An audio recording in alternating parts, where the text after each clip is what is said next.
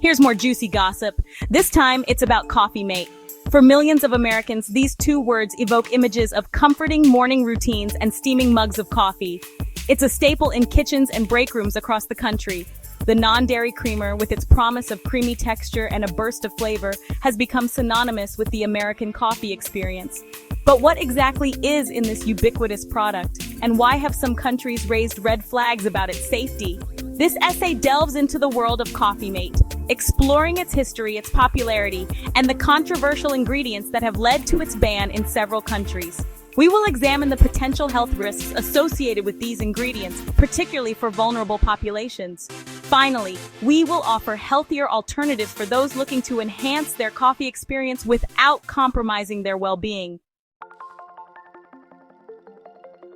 Coffee Mate wasn't always a household name. In fact, its journey to becoming a staple in kitchens across America is a fascinating tale of innovation and market savvy. Its story begins in 1961, a time when Americans were increasingly seeking convenience in their daily lives. The post-war era had ushered in a new age of modern appliances and ready-to-eat foods, transforming the way people approached their daily routines.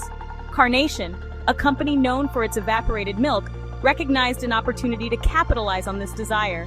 They were already a trusted name in American households, and they saw the potential to innovate further. They developed a powdered non-dairy creamer that dissolved easily in hot coffee, eliminating the need for refrigeration and offering a longer shelf life than traditional dairy products.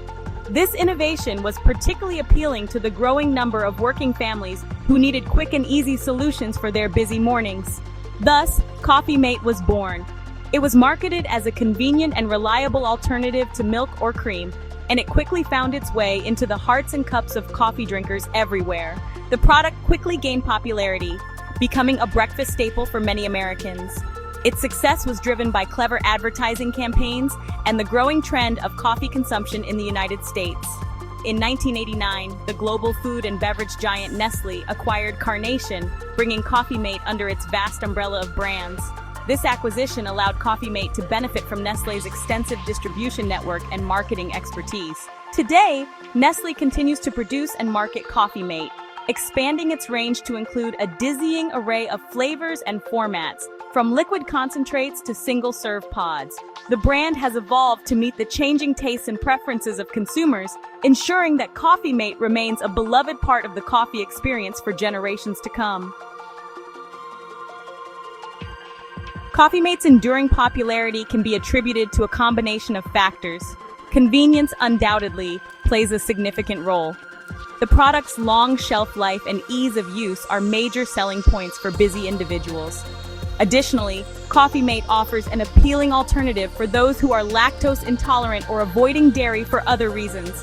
However, beyond its practical advantages, Coffee Mate has skillfully leveraged marketing to cultivate a loyal consumer base. The brand offers a staggering variety of flavors, from classic French vanilla and hazelnut to more adventurous options like pumpkin spice and peppermint mocha. These enticing flavors, often paired with limited edition packaging and seasonal promotions, tap into consumers' desire for indulgence and novelty. Section 4. Banned in some countries. The trans fat controversy surrounding Coffee Mate. While Coffee Mate enjoys widespread acceptance in the United States, it has faced scrutiny and even bans in other parts of the world. This popular coffee creamer, known for its rich and creamy texture, has become a staple in many American households. However, the ingredients that make it so appealing are also the source of significant health concerns. At the heart of this controversy lies the use of trans fats, a type of unsaturated fat that has been linked to a host of health problems. These fats are often found in processed foods and are used to extend shelf life and improve texture.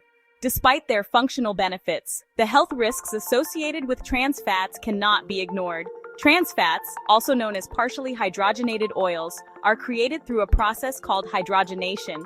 This process involves adding hydrogen atoms to liquid vegetable oils, transforming them into a more solid form at room temperature.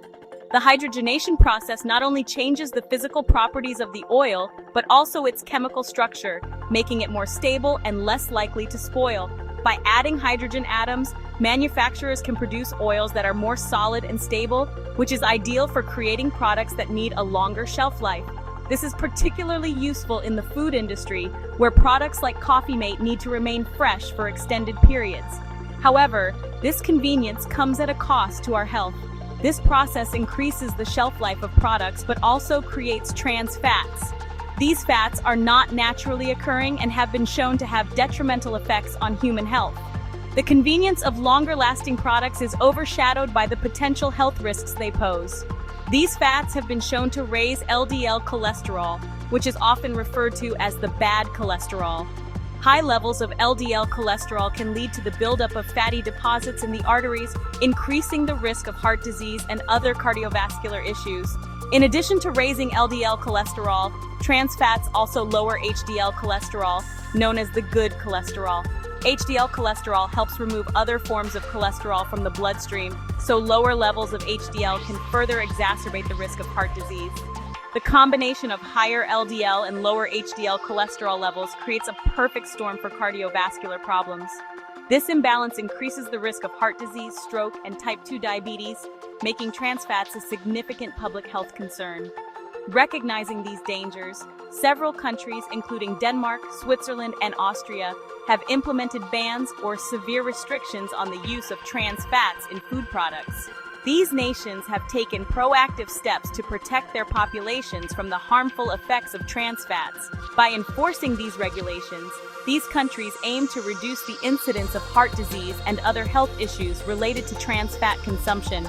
The move towards trans fat-free products is a significant step in promoting public health and encouraging healthier dietary choices. Section 5. The American Paradox: Why Coffee Mate Remains on U.S. Shelves. The United States, however, has taken a more lenient approach to regulating trans fats.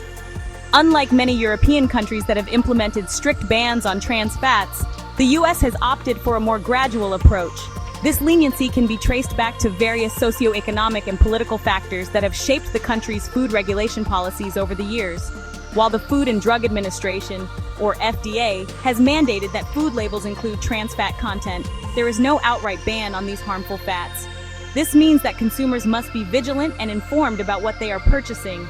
The FDA's decision to require labeling was a step in the right direction, but it falls short of the comprehensive bans seen in other parts of the world. This discrepancy in regulations raises the question, why is Coffee Mate, a product banned in some countries due to its trans fat content, still readily available in the United States? The answer lies in a complex web of regulatory decisions, economic interests, and consumer behavior. The answer is complex and multifaceted, involving a combination of factors, including lobbying efforts by the food industry. Lobbyists have played a significant role in shaping food policies, often prioritizing industry profits over public health. These lobbying efforts have resulted in regulations that are more favorable to the food industry, allowing products like Coffee Mate to remain on the shelves. Additionally, there is a history of prioritizing economic interest over public health. The food industry is a significant contributor to the U.S. economy, and any regulations that could potentially harm this industry are met with resistance.